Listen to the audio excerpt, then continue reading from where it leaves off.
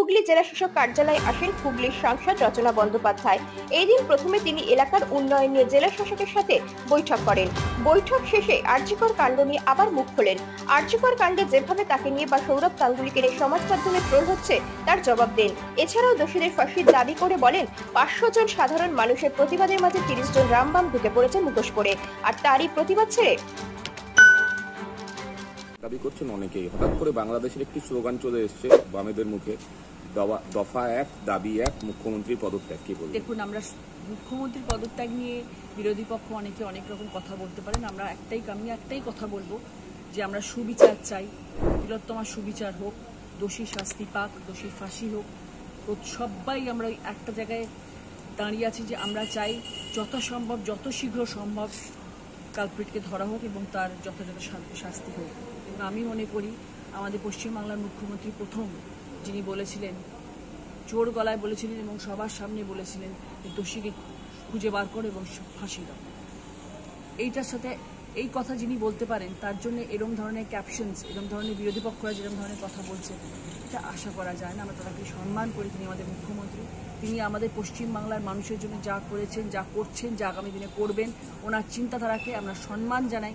উনি মেয়েদের পাশে সব সময় ছিলেন, আছেন, উনি বাংলার মুখ্যমন্ত্রী। ওনার সম্বন্ধে এরকম ধরনের কোনো মন্তব্য করা আমার মনে হয় না একদম উচিত বলে।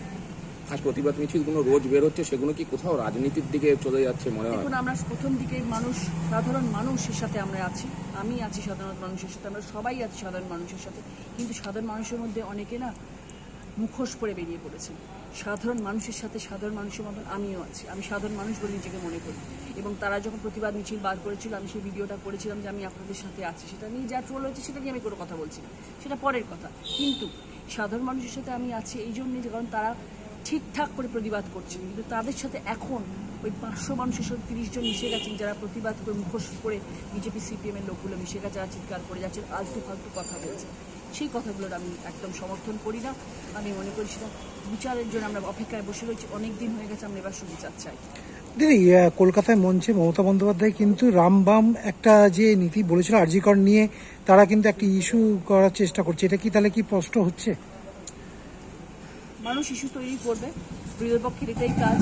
যে কোনো একটা পয়েন্ট দরকার, যে কোনো একটা কথা দরকার, সেটা নিয়ে তারা ইস্যু করার জন্য তৈরি করে বসে রয়েছে। সেটাকে আমরা কখনোই সহমত নই।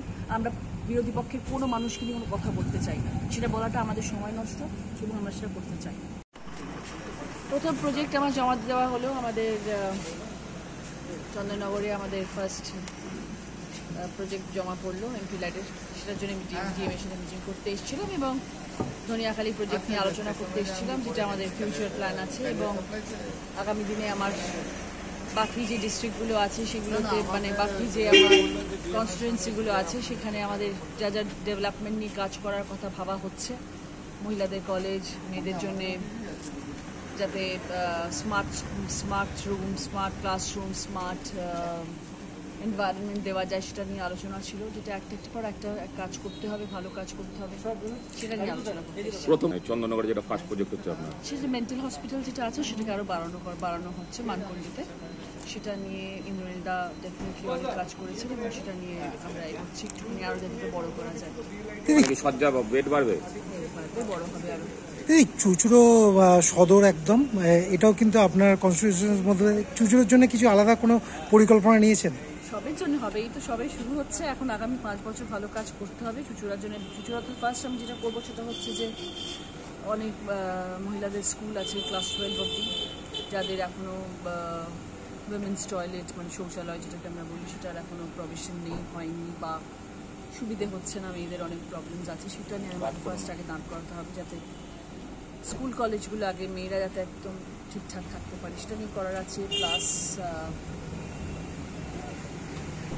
একটি আপনাদের ওপেন গ্রাউন্ড আছে যেখানে ফুটবল ক্রিকেট খেলা হয়, সেখানে একটুখানি গ্যালারির মতন ব্যবস্থা করার আছে, যাতে বৃষ্টি পড়লে, গাদা বৃষ্টি হলে মানুষ বসতে পারে না, সেখানে যদি আমরা একটুখানি গ্যালারির মতন করে দিতে পারি তাহলে মানুষ একটু ভালো করে বসে দেখতে পারি, শেড থাকবে।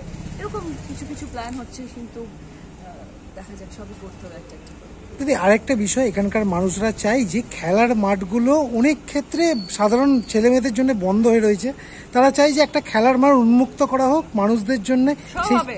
আছি তো, সবার পাশে আছি, সবার সাথে আছি, সব মানুষের সাথে কথা বলছি, কার কি প্রয়োজন সেগুলো দেখার চেষ্টা করা হচ্ছে।